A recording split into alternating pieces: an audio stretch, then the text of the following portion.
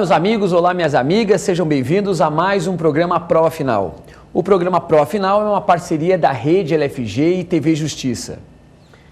Meu nome é Renato Montan, sou professor de Processo Civil da Rede LFG e nós vamos hoje abordar um tema diferenciado que nós não havíamos falado nos programas anteriores. Vamos falar de procedimento sumário.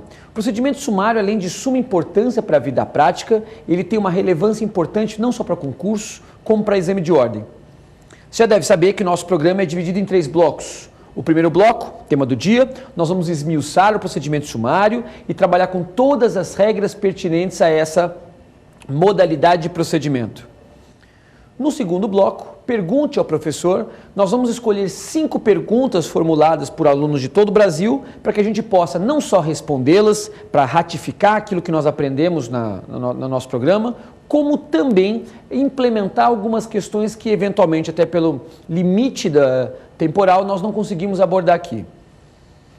E o último bloco, X da questão, nós vamos pegar 2 questões caídas em exames anteriores para que a gente possa fazer a nossa sedimentação daquilo que nós enfrentamos. Então, espero vocês no próximo bloco.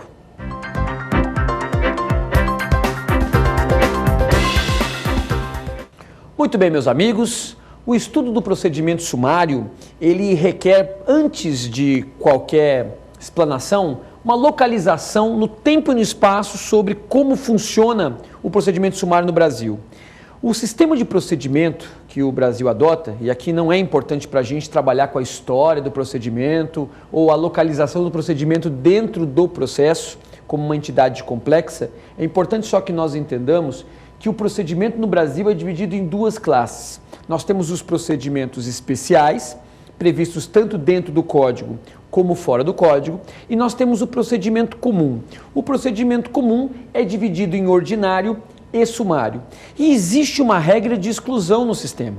Para que você possa aplicar o rito sumário ou procedimento sumário, deve não se aplicar o procedimento especial. Então, a primeira coisa que o aplicador do direito deve fazer para verificar qual é o procedimento adequado no seu caso concreto é verificar se a situação é de procedimento especial.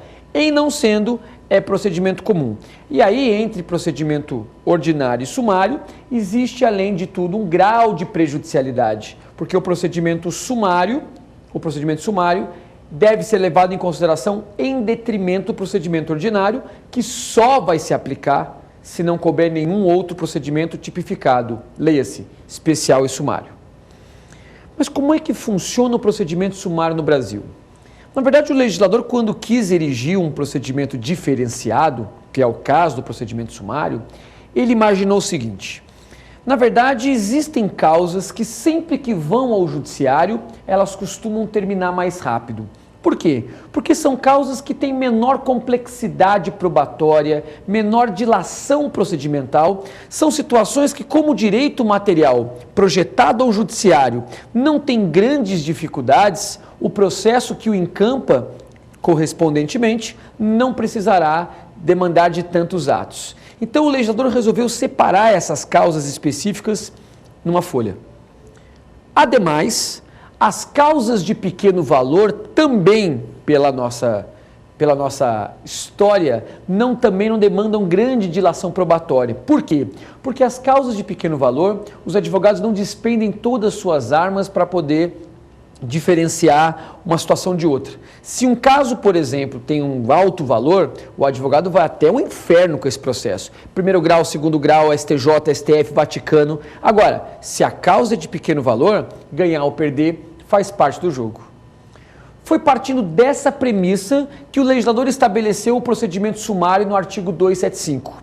E o procedimento sumário, ele é dividido em 2 grandes situações.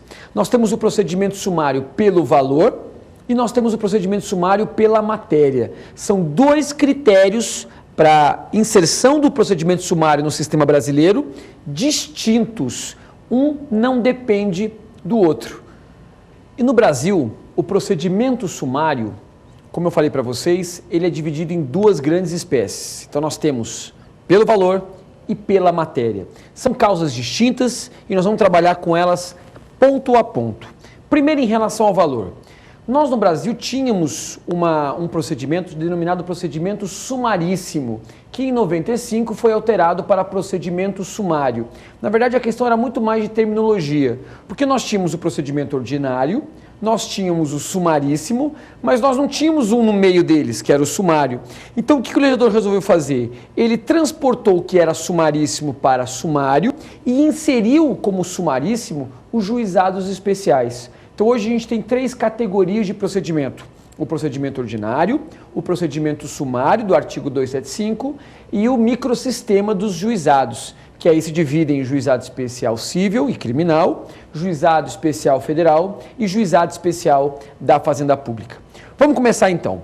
Primeiro, o procedimento sumário ou o rito sumário no Brasil, e apesar de alguns autores tentarem diferenciar procedimento de rito, elas são expressões no nosso ordenamento sinônimas. O procedimento sumário, ele se aplica a todas as causas até 60 salários mínimos. Repetindo, o procedimento sumário se aplica a qualquer causa até 60 salários mínimos.